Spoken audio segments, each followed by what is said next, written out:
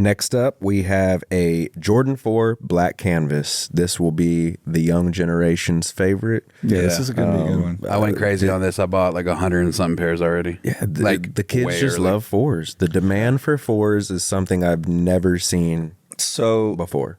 About that, 4's is like the new silhouette in my eyes right now that they're pushing. It's been since last year, it's the new Jordan 1 as far as sales, if we're talking resale value, because for the past like however many years, Jordan 1s have always been the shoes that resold the best. This year, like 90% of the Jordan 1 colorways have been trash. So I don't think it's just that though, Ian. It's because of how much Jordan 1s are coming out, like how many different colorways. I don't know. And then they ones. introduced the mid real heavy as far as like marketing, and so the mid and the highs are just ones everywhere. It's just too much. But I'm just saying, it doesn't matter though.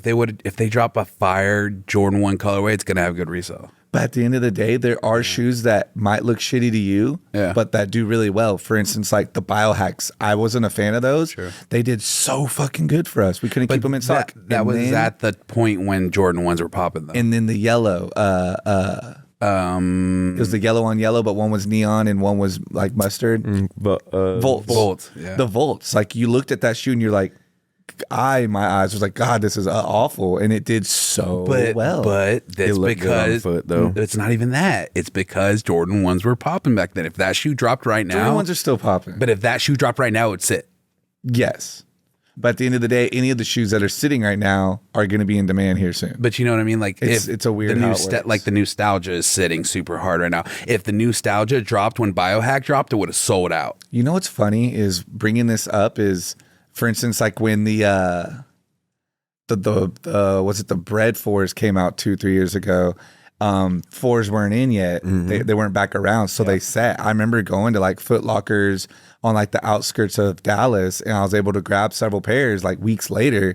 And now if you try to get a Bread 4, you're spending a good 5-piece. Yep. Same with the Black Cats. It just wasn't their time. So I get what you're saying. There's a time and a place for each shoe. And right now, I believe, like you said, the 4s are. That's what I'm saying. I think because Jordan 1, because Nike stopped making like a bunch of good Jordan 1 colorways, everybody switched over to what? Oversaturation in general, though? I don't think so. No? No, okay. Because if they were releasing good colorways, the demand would still be there. Absolutely, it would be there. They got some good ones coming out right now, though. We're about to get to one of them towards the end, but they got some good ones.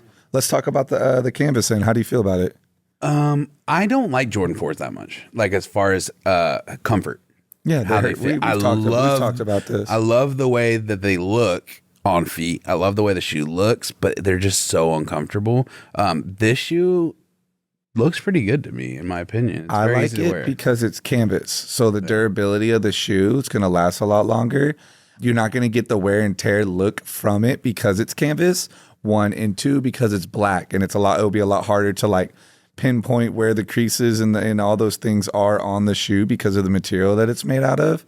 But also just people really gravitate towards all black shoes. Stuff that's easy to wear that you can wear with a lot of fits. That's why military blacks did so well, is because it's such a basic colorway. It's like Panda Dunks. It's a basic colorway that you can wear Anything with multiple that's outfits. 2 to 3 colors is typically going to win. But specifically black. Yeah, for sure. Because it goes with everything. Which is weird because like everybody knows I'm the opposite. I don't wear. Yeah, you don't like black shoes. I honestly. How do you feel about people saying that it's the budget-friendly Eminem?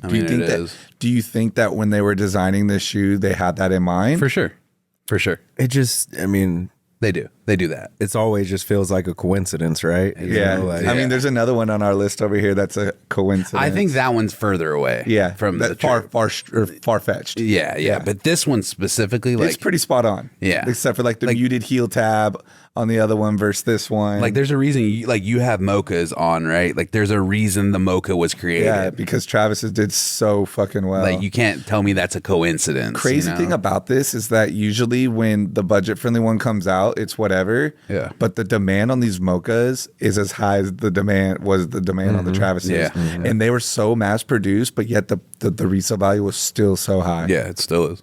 I love this shoe. The reason I love that shoe so much is because from the front, it's just a Jordan 1 Panda. Like a black, it's just a black toe. Yeah. Yeah, You can I only like see it. the black and white from the front. Yeah. So outfit. I love this shoe. Actually, our warehouse guy, Drake, sold me these for a good, fair price. Never thought I'd actually own a pair because I have the Travis's, but. I've never worn mine. Really? Really? They're Never. nice. One of my favorites. Never worn Offset it. colored, the off-white One of my one here is favorites. nice.